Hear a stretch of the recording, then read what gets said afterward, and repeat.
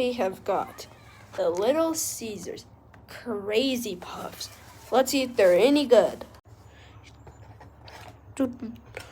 Oh, that looks nice. I like that test show. There's like garlic. Let's try one. First time having the Crazy Puff.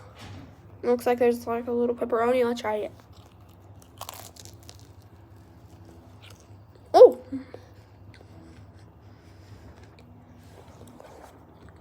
It's good, but like the bread takes over the flavor a little bit.